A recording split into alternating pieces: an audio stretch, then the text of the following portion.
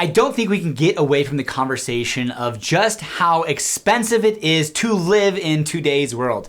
Inflation has been rampant over the last couple of years, finally starting to tame down, but who knows what the future holds. Now, we've discussed all different types of videos regarding Fort Collins in northern Colorado, specifically living in, pros and cons, and moving to, but this video, which we do on an annual basis, is going to talk to you about the cost of living in Fort Collins, Colorado in 2025. What's up, everybody? My name is Patrick Soukup, and this is the Living in Fort Collins YouTube channel, where you come to learn everything there is to know about Fort Collins and northern Colorado. Moving to, pros and cons, cost of living. Now, if you're considering relocating to the area, give my team and I a call, text, or email. We have helped hundreds of families move and relocate to the area. And if you're considering buying, selling, or investing in the area, we are licensed real estate agents in the state of Colorado. So please give us a chance to prove how strong and how hard we will work for you. Now, a lot of people actually watch these videos on TV. So to make it a little bit easier, there's gonna be a QR code that you can scan and schedule an appointment with myself and my team to get the ball rolling. Now, without any further delay, let's jump into today's video, the cost of living in Fort Collins, Colorado, 2025. Let's go. All right, we are going to start with the elephant in the room. Fort Collins has been a great place to live my entire life since I was born in the 80s, grew up through the 90s, but in the early 2000s, it was listed as one of the best places to live, and it continually shows up on some of these lists. And with that, well, there has been a push, a demand, a desire to live in northern Colorado. And well, in 2008 and 9, builders stopped building as much, so our supply got restricted quite a bit. And from that point, demand supply has been kind of never meeting. And in my entire career of doing real estate brokerage, my first fix and flip in 2009, but full-time in 2013 and beyond, I've never seen a balanced real estate market. There has never been 6 months of supply of homes. And with that, prices have moved from the 200s to the 600s over the last 12 years and me being in this business. Now, what does that mean for you? It means one of our most expensive items here in northern Colorado is our cost of living, specifically buying. Our median sales price as of March 2025 was $625,000, which actually has been relatively flat over the last 2.5 years. Since November 22, the rolling 12-month average was $620,000. And we've only, $610,000, excuse me. We've only increased $15,000 over the last 2.5 years. So fortunately, we've seen some plateauing of prices. But what makes up a monthly mortgage, your cost of living, your affordability? Well, principal, interest, taxes, and insurance. Principal and interest are gonna be based off of the purchase price, how much you put down, and then essentially also the interest rates. Interest rates right now are really fluctuating anywhere between 6 to 7%. We've seen them as high as 8%, and fortunately or unfortunately, we saw them as low as 3% in the 2020s, where there was just mania across the nation buying homes. So between those two things, those are going to make up your principal and interest payment, which will remain flat for 30 years. The parts which will remain variable, will be variable, are your taxes and insurance. And I do want to go through some specific examples in Fort Collins. Now, we have some rental properties in and around Fort Collins, and we actually just got all of our renewals, and they went up quite a bit. They were up between 15 to 35% on an annual basis. And we shopped around, and there wasn't much better options out there. But what does that comprise of versus your home value? So it is gonna be about 0.3 to 0.5% of your annual home value. So for simple numbers, let's say you bought a house for $600,000. Your annual homeowner's insurance is gonna be about $3,000, about 0.5% of your home value. So that's an important component to know because that will comprise part of your PITI. Now, what about property taxes in Fort Collins? Property taxes, we sit anywhere really between 0.5 to 0.65% of your home's value for property taxes. And we looked at home values across the range from $500,000 to $1.5 million. And really that average is gonna be anywhere, like I said, between 0.5 to 0.65% of the home value. So for ease of numbers, on $1 million house, you could see anywhere between $5,000 a year in property taxes to $6,500 a year in property taxes. Now this is considering you don't live in a metro district. There are very few metro districts in Fort Collins. Now that doesn't mean that there's not metro districts across northern Colorado, specifically in Johnstown, Windsor, Berthoud, Loveland, Timnath, and there are a couple that are in and making their way through Fort Collins now. But what does that do to you? Well, it increases your property taxes by way of a metro district. And what could that mean? Well, that pumps your property taxes from that 0.5 to 0.65% of the home value all the way up to 0.95 to 1.15% of the home value. And they calculate this through a mill levy. So essentially, this is a quasi-governmental body that operates this development, brings in the streets, sewers, curbs, gutters, playgrounds, pools, all that good stuff. So they are going to pay towards those amenities, and they're generally outside of the metro because they have to bring the streets, bring the sewer, bring the electrical, and that's the way these developers are paying for these developments by way of putting in bonds that they're gonna pay back over the next 40, 50 years. If I was a homeowner in one of these developments, I would assume this tax is going to be in perpetuity. I would believe that it's never going to be removed. So if you are in these areas, it could increase your property taxes. So that same $1 million house, the property taxes instead of $5,000 to $6,500 could be $9,500 to $11,500 on an annual basis. You do get some good amenities with that, but it does come at a cost.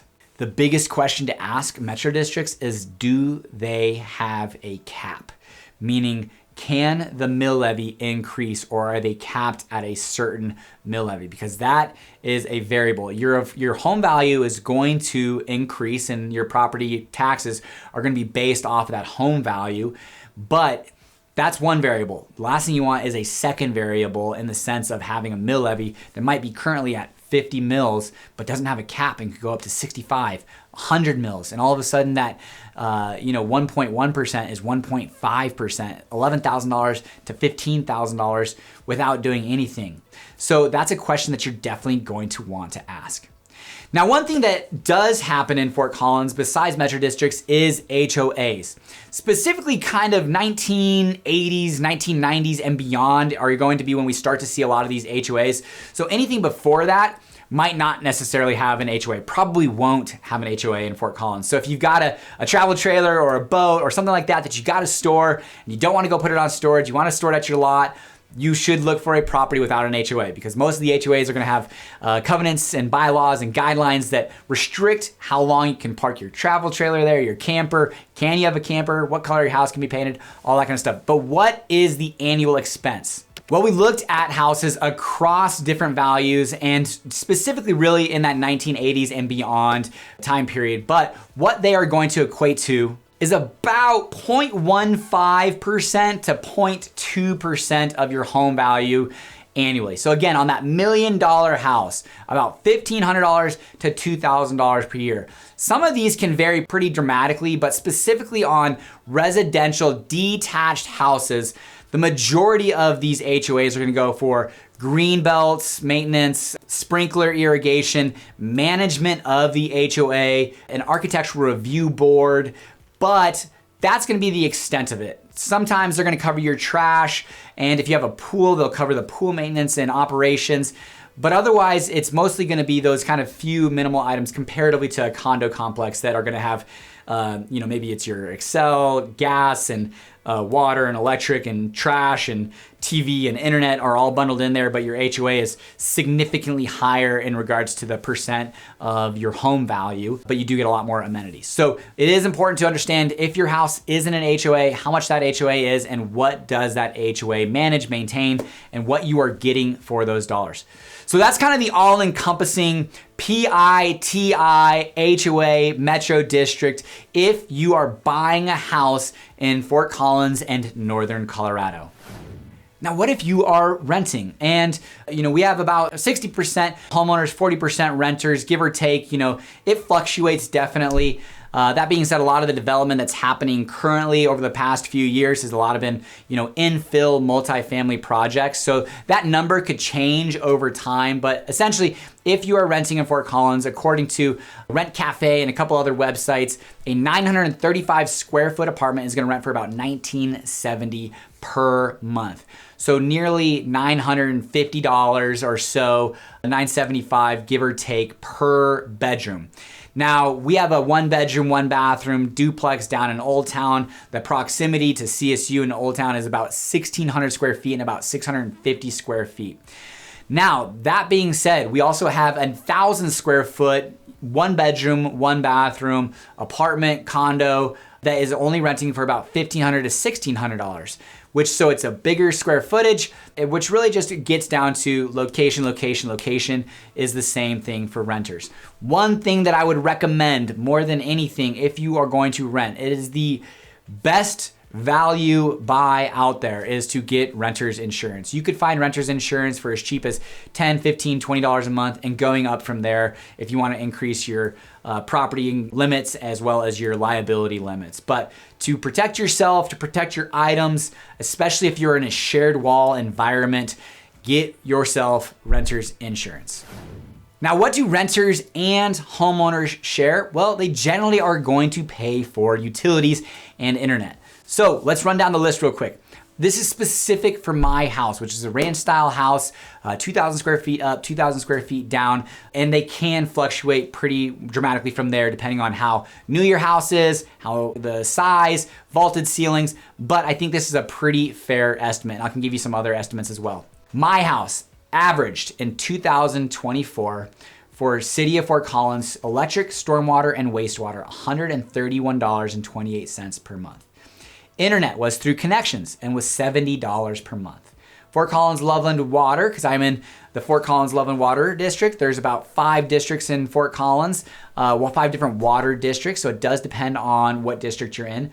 But for the Fort Collins Loveland Water District, we saw an average of $104.95, fluctuating from $20 to $215. Summer months are going to be heavy because that's when we're going to be watering our grass, watering our lawns, all of that good stuff. Now, I have heard through the pipeline that Fort Collins Loveland Water District, the utility rates are increasing by 30% in 2025.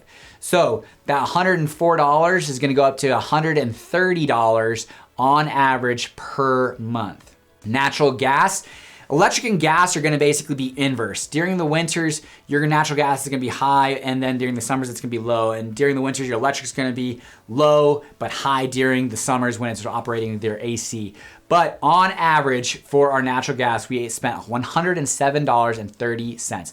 So basically, between the three, we were spending close to $340 per month on water, electric, and gas. And if you include internet on that, it jumps it up to, close to about $400 per month for our utilities.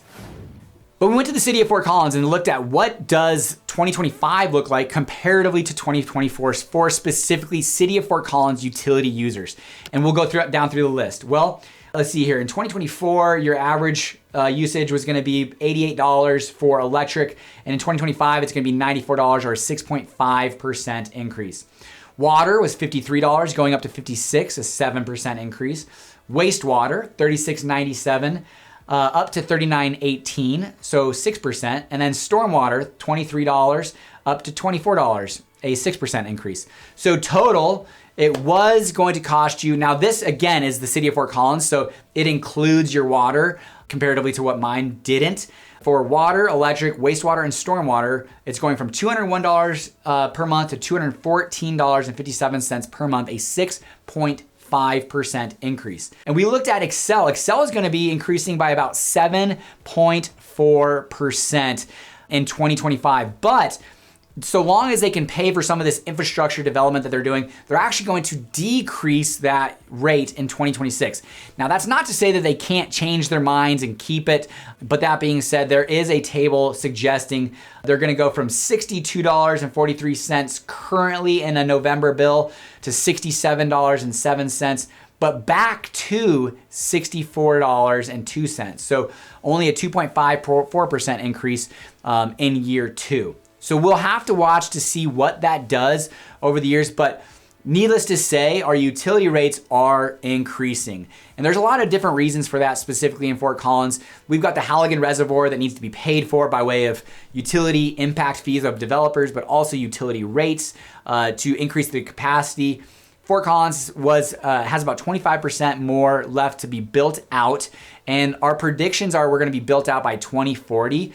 I don't know how that's calculated, but I do know our predictions are to be built out by 2040. And as of about a year ago, we needed 500 acre feet of water left to supply everyone's water needs here in Fort Collins. So those are all kind of reasons. Obviously, natural gas, a lot of different things. Solar, we will talk about gas and electric vehicles here shortly, but solar, whether you like it or dislike it, is starting to become a little bit more economically viable. So there could be an increase once there's kind of that cost benefit analysis of like, dang, man, our utilities now for electric and gas, maybe we change everything to electric, heat pumps and things of that nature for our heat and AC and all of our utility usage, but we're gonna be off grid, so to speak, and on a solar generator or solar panel that generates the electricity for the house. Once that those utilities get to a point where I'm like, man, I'm at $800, $1,000, whatever that number might be, if I just built myself some solar panels, maybe it makes sense for us to do that. So it'll be interesting as we come, in the future, more technology, all that good stuff. I do have a client that I'm working with that he is very adamant that he did not want to buy a house with solar panels on the roof. And it was one of the first people that we talked to that had that perspective. And it was because of the cost associated with replacement, repairs, upkeep, and it made sense. If you have to replace your roof, you have to have an expert come out, uninstall the solar, and then reinstall the solar after the roof is done. So I could understand that, and also maybe technology, the age of that, all that good stuff. So it will be interesting to see what our utilities do now and into the future with clean energy and things of that nature. Now, those are going to comprise a big portion of your monthly living expenses, but that's not all. One of the big things, we are in a commuter society in Fort Collins. In fact, we take on average 5 trips per day as a City of Fort Collins resident, totaling about 27 miles. And that could be to work, shopping, business, personal, fun, all that good stuff. So you're gonna be driving about 27 miles per day in Fort Collins. So you're gonna need a vehicle that's going to get you from point A to point B. Now, we do have phenomenal infrastructure in our paved bikes, trails all across Fort Collins. We have over 280 miles of protected bike lanes. In fact, City of Fort Collins just built some additional mileage on Center Avenue from CSU basically to Shields. That's a protected bike lane. And we've got 45 miles of paved trails currently, with another 71 or so slated to come in the next 10 to 20 years. A lot of that's gonna be in the northeast side, but some on the west side, some on the south side. So if you want to use that caloric energy, you can absolutely take your bike and get along. From there, there's also a lot of a push towards electric bikes, scooters, and alternative options. There are a lot of families in Fort Collins that are getting away with one vehicle households. And with the advent and usage of these e-bikes, e-scooters, and things of that nature, it is becoming more and more doable. But one of the things that caught me off guard the most was when somebody moved here from Florida and said, holy cow, I didn't realize your car registrations were as expensive as they are. And that was it took me back, it caught me off guard, and I was like, I never even thought about it. Again, I'm born and raised here in Fort Collins, so my perspective's a little bit limited to the area. My team, they've been all over the place, but have spent a majority of their time here in Northern Colorado as well. So when we heard that from this person from Florida, it made us think. My wife's 2020 Kia Telluride for its car registration was $250 for the year. From there, if you have a brand new $100,000 truck, you can expect anywhere between $1,000 to $1,300 per year to register your vehicle. Now, it does decline as the car's value declines, so that's something to take into consideration. It's definitely not zero. And whenever you have to write a check, even if it is just for $250 or $300, $400, $500, whatever that is, when it catches you, on that annual basis when you're renewing, it's never a fun check to write. So it does feel expensive at that time.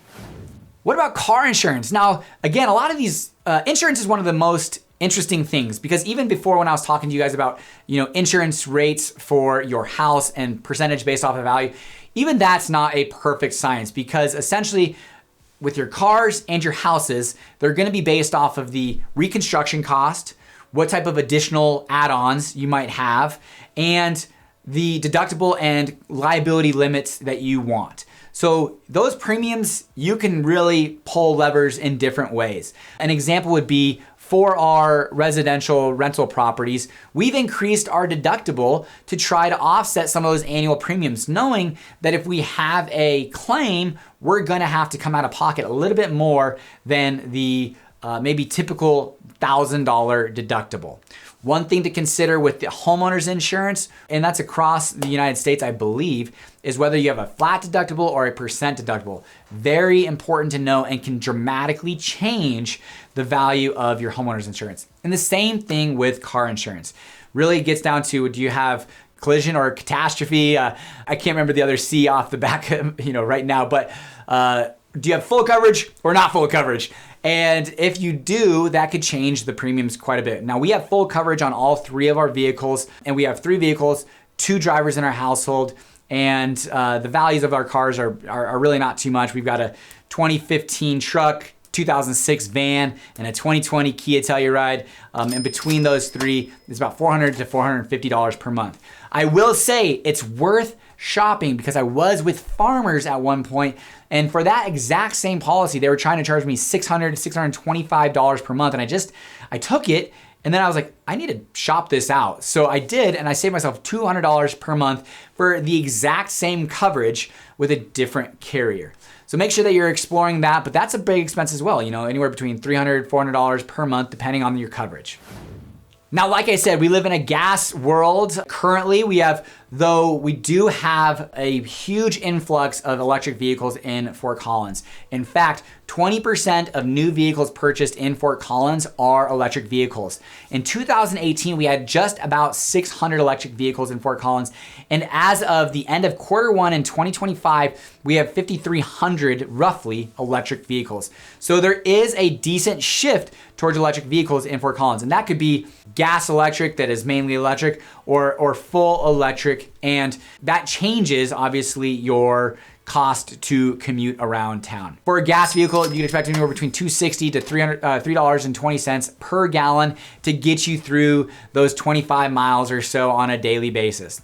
As far as an electric vehicle goes, well, if you already have a charger at your house, so long as you charge on off-peak hours, it's gonna cost you about $3 for a full charge on off-peak hours. Now, if you don't have an electric charger at home and decide you wanna buy a Tesla, I would ask a few questions first. What type of service does your house have? Is it 100 amps or is it 150 amps or more? And what does your panel look like? Because if you have to upgrade service and upgrade your panel, we could see anywhere between, really essentially north of $10,000 to get your house electric vehicle charge ready. Now, there are rebates across the place in regards to, at least there was, maybe there still will be, who knows how all that works out. But that being said, there are rebates to explore for clean energy and trying to offset some of these, upgrading your house and service costs, and then obviously to the actual cost of the electric vehicle. Now, one thing I didn't know, but I found out, is to charge your vehicle at a level 3 charger, which Tesla is called a supercharger, otherwise it's a level 3 charger, is about $30 to $50 for a full charge, and it takes about 20 minutes or so. If you're at a level 2 charger, that's gonna cost you probably about $15 to $20, but it is gonna take some time. So it's gonna be mostly while you're at work or what you're doing, grocery shopping or things of that nature, while your vehicle charges. Now, one interesting fact that I found out as well is that charging stations are great when they're installed. They are extremely expensive, about $175,000 to install a level 3 charger in Fort Collins, which there are 6 of them, so it's expensive. But that being said, 1 in 3 charger stations are down due to maintenance issues, and there's not really the maintenance infrastructure with these electric vehicle companies and charging companies to come and fix those. So they kind of stay down for an extended period. So you really need to understand where are chargers, where are the ones that are working, and accommodate your lifestyle around that electric vehicle. Now, between electric vehicles, gas vehicles, and bicycling, our transportation in Fort Collins for the public transport, we've got great plans for it, but it's still a very ho-hum, to say the least, public transportation. It's phenomenal because it's free. And if you're along the Max Transit line, it is very reliable. But if you have to go on kind of their exterior outside routes, it is something that where you're gonna have to really figure out and schedule your time period around that. So those are all the different ways that you can travel around Fort Collins. It's contributing to your cost of living, and you can pull that lever in a lot of different ways to save yourself, a couple $100 to $1,000 a month, depending on what levers you ultimately pull. Oh, and also, it costs about $80 to $100 to get from Fort Collins to Denver in an Uber. So if you are traveling to DIA and you want to take an Uber, leave your car at home to leave it protected and safe, about $80 to $100. Bus staying is also an option, and you get down there for $15 to $25 through bus staying, landline, or groom transportation. So there are alternative options as well that are a lot more affordable than Uber. Okay, so my family and I, we're relatively decent spenders, as far as like budget-wise. We don't spend a lot. We are pretty frugal, but the one thing that we do spend a lot of money on is food. My wife's a world-class athlete, and she does really want a clean diet. And also, we've got 3 kids, so we're kind of a busy family, and sometimes it's just easier to go grab food or even Uber Eats in or whatever that might be. So we do spend a lot of money on food. But let me go down some of the expenses here in Fort Collins specifically. For a cup of coffee, $3 to $4, a latte, $5 to $8, an inside out burrito, which I just got done eating, it's gonna be about $10 to $14, whether you get water or a drink. Let's see here, a couple of sit down lunch for like 2 burgers, $45 to $55 with no drinks. If you go to like a kava, which is kind of a grab and go, $30 to $40 for 2. Couples dinner, Kajira ramen, kind of, or a Red Robin, things of that nature, $60 to $75. Again, we don't really drink much at all. So if you are drinking, that's gonna increase that bill quite a bit. What about a family of 5 dinner? At Texas Roadhouse, BJ's, or DC, which kind of seems to be our go-to, we spend anywhere between $95 to $140. Again, no drinks, but we do get desserts. Big dessert family. Well, I'm a big dessert guy. My kids like desserts. My wife, she's just kind of on another level of like discipline and health. I don't get it. Chick-fil-A, what about Chick-fil-A? $50 to $70 for a family of 5, and a family of 5 breakfast, $60 to $90 if you go to a First Watch. Now, for groceries, we went through 4 different months of our grocery spending, an average amount, and it's gonna be about $1,500 to $2,000. We go to Costco a ton, especially for some of our produce, but otherwise we go to Walmart, Costco, Sprouts, and different stores, but about $1,500 to $2,000 per month for a family of 5, 3 kids under 7 groceries. Now, the cost of living is comprised of so many different things, and making sure that you have a budget is paramount. In fact, I've kept a budget since about 2013, and it's changed quite a bit, and I try to make sure and adjust those numbers accordingly so that I know how much money I need to bring in, how much money we're spending, how much money we're saving, and making sure that, being fiscally responsible as much as I can with my family. One thing that is very expensive for our family is health insurance. About $1,500 for an Anthem Silver plan. And that takes me about $6,000 per individual max out of pocket and $18,000 for a max out of pocket for the year with our family. There's been at least 4 years of the last 5 that my family, between spending on premiums and deductibles, have spent anywhere between $25,000 to $30,000. So, health insurance, if you're working for a company that offers health insurance, is probably a major benefit. Additionally, make sure that you look at some of these kind of out-of-network, not covered deals. We do have a friend that is kind of going through a situation right now that might be strapped with a significant amount of expense because of an out-of-network deal, even though they have phenomenal health insurance. So definitely something that can catch you off guard and can hurt anyone. When we have our rentals, we absolutely look at credit scores, background checks, all that good stuff. But if somebody has a health insurance or health medical collections, we overlook it because, in fact, there are a lot of people out there that do have medical collections or medical bills that aren't being able to be paid. So definitely not a topic to goof around with or joke around with, but make sure you have health insurance, that's for sure, because otherwise that could sink you and your family or those that are supporting you. So I remember when I talked to my dad when I was about 20 years old, and I said, I think I'm gonna drop my health insurance. I'm super healthy. I don't need it. And he about slapped me upside my head and said, you are gonna have health insurance, and that's the end of it. So I have health insurance.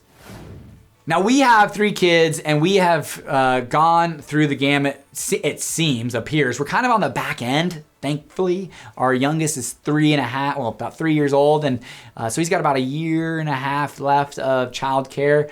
But we've been in it for the last 7 years. And we've done in-home, we've done in-home daycares, we've done an in-home nanny, we've done au pairs. And we've seen expenses, and we've got lots of friends and families that do, full-time preschools. And so the expenses can run all over the place. You could be at an in-home daycare from about $350 to $500 per month per kid, depending on how many days they're going and how often you're needing that service. An in-home nanny is probably gonna be anywhere between $25 to $30 per hour. An au pair.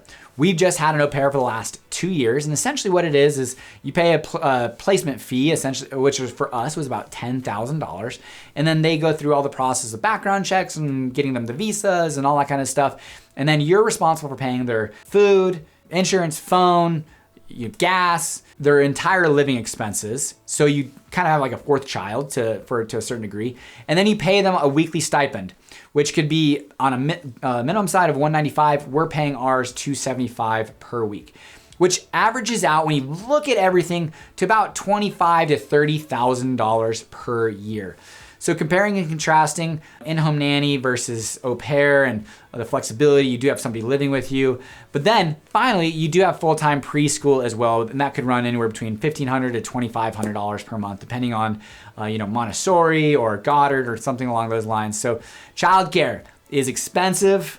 It is highly sought out. We have had people reach out to us and ask, how quickly do they need to jump on this? And that's something to take into consideration if you got kiddos and need to jump on sooner than later.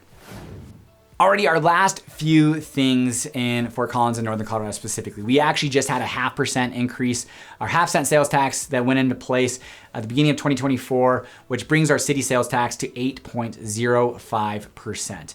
And then state of Colorado has a 4.25 flat tax, and those are going to be something that impacts you on a daily basis. So if you're looking at buying in the city versus county, you might be able to save some money on your purchase of your vehicles or sales tax of different things. And then of course, when you're making money and all that good stuff, having to pay the state of Colorado a flat 4.25%. Woo! So there we go, the cost of living in 2025. It goes a little deeper, it goes a little bit different ways this year than last year. And it's always kind of fun to see what's changing, what's altering, and how we can plan a little bit better moving forward. I hope this video has helped you. And if you've got any more questions or anything along those lines, feel free to reach out to us, especially if you're considering relocating here. Give my team a call, text, or email, or scan that QR code, and we will absolutely jump on an intro Zoom call and hopefully be an asset to your team. Thank you for watching, and until next time, take care.